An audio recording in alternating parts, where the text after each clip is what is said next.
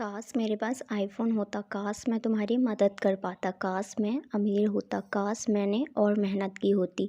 So hey everyone, welcome back to my channel. Guys, आप लोग अपने डेली रूटीन में काश से जुड़े हुए सेंटेंसेस बहुत ज़्यादा बोलते हैं, लेकिन क्या आपको पता है कि काश वाले सेंटेंस को जब हम इंग्लिश में ट्रांसलेट करते हैं तो हमें कुछ बने बनाए हुए स्ट्रक्चर को फॉलो करना पड़ता है।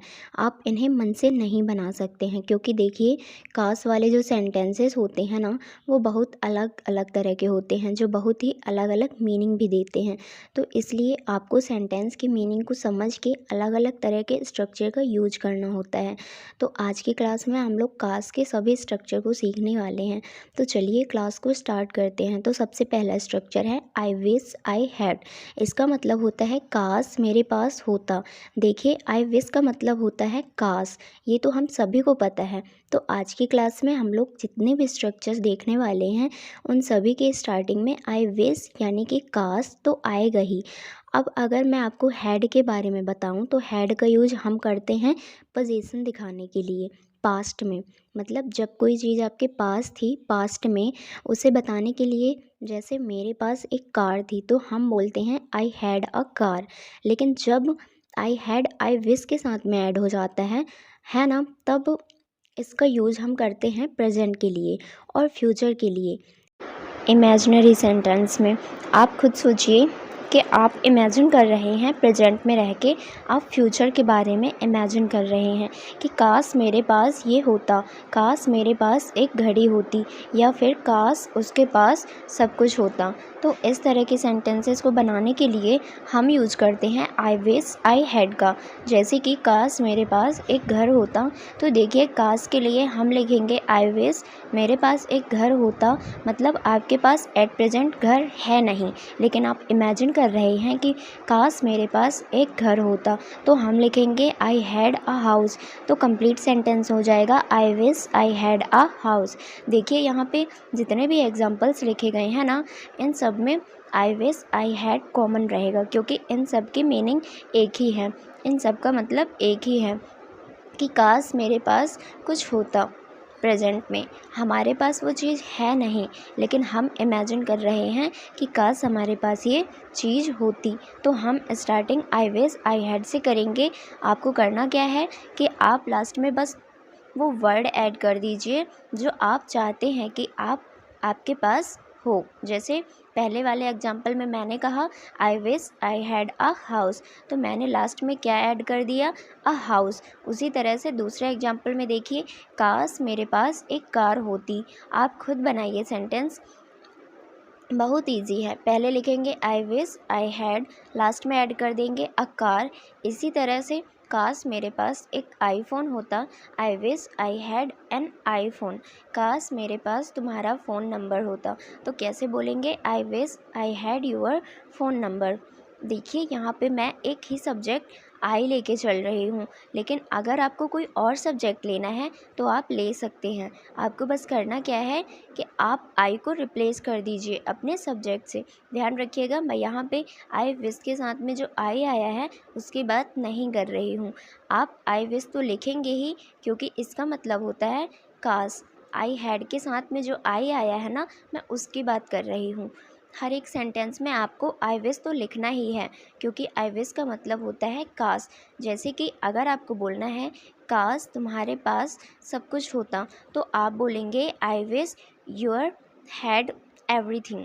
आपने देखा कि हैड से पहले जहाँ पे आई आ रहा था वहाँ पे हमने यू लिखा। अब इसी सेंटेंस में अगर आप यू की जगह पे दे का यूज करते हैं, तब सेंटेंस हो जाएगा I wish they had everything. तब इसका मतलब निकलता है काश उनके पास सब कुछ होता। तो आप हैड से पहले कोई भी सब्जेक्ट आराम से ले सकते हैं। तो आई विश आई हैड का यूज़ हम उस सिचुएशन में करते हैं जहाँ पे कोई चीज़ हमारे पास नहीं होती है, लेकिन हम चाहते हैं कि काश ये चीज़ हमारे पास होती। ओके, सो लास्ट का सेंटेंस मैं आपके लिए दे रही हूँ, कमेंट करके बताइएगा कि आंसर क्या होगा। ओके, सो नेक्स्ट है आई विश आई वर। इसका मतलब होता है काश मैं होता, मतलब काश मैं कुछ होता। देखिए, आप लोग वर्ब ऑफ टू बी के सेंटेंसेस पढ़े होंगे, जैसे कि मैं एक टीचर हूँ, वो एक डॉक्टर है, मैं एक प्रिंसिपल हूँ, या फिर वह एक डॉक्टर थी। तो इस तरह की सेंटेंसेस को हम वर्ब ऑफ टू बी मतलब is, am, are, was, were की हेल्प से आराम से बना सकते हैं। जैसे I am a teacher, she was a doctor. लेकिन आई विश आई वर में क्या हो रहा है कि आप हैं नहीं, आप कल्पना कर रहे हैं, आप इमेजिन कर रहे हैं कि काश मैं होता। तो इस सिचुएशन में आप यूज़ करेंगे आई विश आई वर का। जैसे कि एग्जांपल देखिए, काश मैं एक डॉक्टर होती, आई wish I were a doctor. देखिए यहाँ पे जितने भी सेंटेंसेस लिखे गए हैं वो सारे के सारे वर्ब ऑफ टू बी के सेंटेंसेस हैं। अगर आपको नहीं पता कि वर्ब ऑफ टू बी क्या होता है तो समझिए, वर्ब ऑफ टू बी की सेंटेंसेस मतलब जिसमें हम सब्जेक्ट के कुछ होने या कहीं होने की बात करते हैं। जैसे कि इसी सेंटेंस की मैं बात करूं तो नॉर्मल अगर आपको बोलना होता है कि मैं एक डॉक्टर हूँ तो आप कैसे बनाते हैं sentence, I am a doctor. लेकिन आप बोलना चाहते हैं कि काश मैं एक डॉक्टर होती, मतलब आप डॉक्टर हैं नहीं, आप इमेजिन कर रहे हैं कि काश मैं होती। तब आप यूज करेंगे आई विश आई वर का। और आप बोलेंगे I wish I were a doctor, काश मैं वहाँ होता, आई विश आई वर देयर। काश मैं तुम्हारे साथ होता, आई wish I were with you. देखिए नॉर्मल अगर आपको बोलना होता है कि मैं तुम्हारे साथ हूँ प्रेजेंट में, तब आप एम का यूज़ करते हैं और बोलते हैं I am with you, right. और इसी सेंटेंस को अगर पास्ट में बोलना होता है कि मैं तुम्हारे साथ था, तो हम वॉज का यूज़ करते हैं और हम बोलते हैं आई वॉज विथ यू। लेकिन यहाँ पे सिचुएशन क्या है कि आप साथ हैं नहीं, आप इमेजिन कर रहे हैं कि काश मैं साथ होता। तब आप यूज करेंगे आई wish I were with you. देखिए आप सब्जेक्ट कोई भी ले सकते हैं, सभी सब्जेक्ट के साथ में वर्ब का यूज करना है। जैसे काश तुम यहाँ होते, तो देखिए काश के लिए हम लिखेंगे आई विश। अब क्योंकि हमारा सब्जेक्ट यहाँ पे यू है तो हम वर्ब से पहले यू लिखेंगे, वर्ब से पहले आई नहीं लिखेंगे। तो सेंटेंस होगा I wish you were here, काश तुम यहाँ होते, I wish you were here. Okay, तो नेक्स्ट है आई विश आई कुड। इसका मतलब होता है काश मैं कर पाता, मतलब काश मैं कुछ कर पाता। ठीक है, तो एक चीज़ यहाँ पे आपको खास ध्यान रखना है कि कुड के बाद हमेशा वर्ब की फर्स्ट फॉर्म को लेनी है, क्योंकि हम यहाँ पे कोई काम करने की बात कर रहे हैं, है ना। और काम का सीधा सीधा मतलब होता है वर्ब से, तो हमें हमेशा कुड के बाद वर्ब की फर्स्ट फॉर्म लिखनी है। जैसे कि देखिए कुछ एग्जांपल्स, काश मैं तुम्हारी मदद कर पाता, तो सबसे पहले तो हम लिखेंगे आई विश आई कुड। यहाँ पे वर्ब क्या है, मदद करना, जिसकी इंग्लिश होती है हेल्प। किसकी हेल्प करना है, तुम्हारी, तो हम लिखेंगे हेल्प यू। तो कंप्लीट सेंटेंस होगा I wish I could help you, काश मैं तुम्हारी मदद कर पाता। इसी तरह से अगर आपको बोलना हो काश मैं तुम्हें समझ पाती, तो देखिए यहाँ पे वर्ब क्या है, मतलब काम क्या हो रहा है, समझने का। और समझने की फर्स्ट फॉर्म होती है अंडरस्टैंड, तो हम लिखेंगे आई wish I could understand you. देखिए अगर आपको ये नहीं समझ में आता है कि कौन सा वर्ड वर्ब यानी क्रिया है, तो एक चीज़ हमेशा याद रखिएगा, ऐसा कोई भी वर्ड, दुनिया का कोई भी वर्ड जिसके 3 फॉर्म्स आप बना सकते हैं, वो आपकी वर्ब्स हैं। जैसे कि अगर मैं पहले सेंटेंस की बात करूं तो फर्स्ट फॉर्म है हेल्प, सेकेंड फॉर्म होती है उसकी हेल्पेड, और थर्ड फॉर्म भी होती है हेल्पेड। इसी तरह से दूसरे सेंटेंस में अंडरस्टैंड है वर्ब की फर्स्ट फॉर्म, जिसकी सेकेंड फॉर्म होती है अंडरस्टूड और थर्ड फॉर्म भी होती है अंडरस्टूड। ओके, सो देखिए नेक्स्ट एग्जांपल, काश मैं सब कुछ बदल पाता। देखिए खुद से ट्रांसलेट करिए, बहुत सिंपल है। सेंटेंस होगा I wish I could change everything. इसी तरह से अगर आपको बोलना हो काश मैं तुमसे मिल पाती, तो बोलेंगे I wish I could meet you.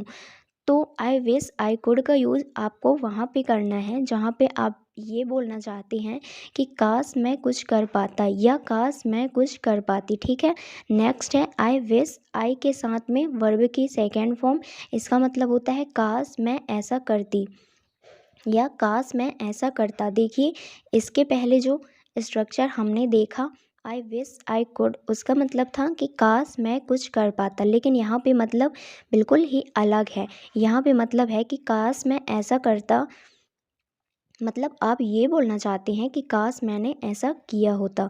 देखिए कभी कभी क्या होता है कि हम रिग्रेट करते हुए बोलते हैं ना कि काश मैं ऐसा करता या फिर काश मैंने ऐसा किया होता। मतलब जब आप प्रेजेंट की किसी सिचुएशन से खुश नहीं हैं, सेटिस्फाइड नहीं हैं, तब आपको यूज करना है आई विश। आई के साथ में वर्ब की सेकेंड फॉर्म। जैसे कि देखिए एग्जाम्पल, काश मुझे उसका नाम याद होता, मतलब रियलिटी में आपको उसका नाम याद नहीं है और आपको इस बात का दुख है, तो आप रिग्रेट करते हुए बोलना चाहते हैं कि काश मुझे उसका नाम याद होता। तो इंग्लिश में बोलेंगे I wish I remembered her name. Remembered verb की सेकेंड फॉर्म है, तो हो जाएगा sentence I wish I remembered her name. Next है काश मुझे जवाब पता होता। तो देखिए पता होने की इंग्लिश होती है नो, जिसकी सेकेंड फॉर्म होती है न्यू। तो सेंटेंस होगा I wish I knew the answer. काश वह मेरे पास रहती, मतलब प्रेजेंट में वो आपके पास नहीं रहती है और आपको इस बात का दुख है, तो आप रिग्रेट करते हुए बोलना चाहते हैं कि काश वह मेरे पास रहती। यहाँ पे सब्जेक्ट है सी, तो अब हम वर्ब की सेकेंड फॉर्म से पहले आई विश नहीं लिखेंगे, अब हम लिखेंगे सी। तो सेंटेंस होगा I wish she lived near me. इसी तरह से आप अगर आपको बोलना हो कि काश तुम मुझे पसंद करते, तो देखिए अब यहाँ पे सब्जेक्ट क्या है यू, तो हम सेकेंड फॉर्म से पहले लिखेंगे यू। तो सेंटेंस होगा I wish you liked me. काश तुम मुझे पसंद करते, I wish you liked me. So I hope you all are getting my point. यहाँ पे एक रिग्रेट यानी कि पछतावे की भावना होती है, तो इस केस में आपको यूज़ करना होता है आई विश के साथ में कोई भी सब्जेक्ट और उसके साथ में वर्ब की सेकेंड फॉर्म का। सो गाइज़ इस वीडियो में बस इतना ही। अगर आपको ये वीडियो पसंद आई हो तो प्लीज़ इस वीडियो को लाइक कीजिएगा और हमारे चैनल को सब्सक्राइब करना बिल्कुल ना भूलें। और हाँ गाइज़, इस वीडियो से रिलेटेड कोई भी डाउट हो तो आप मुझसे कॉमेंट सेक्शन में पूछ सकते हैं। Thanks for watching.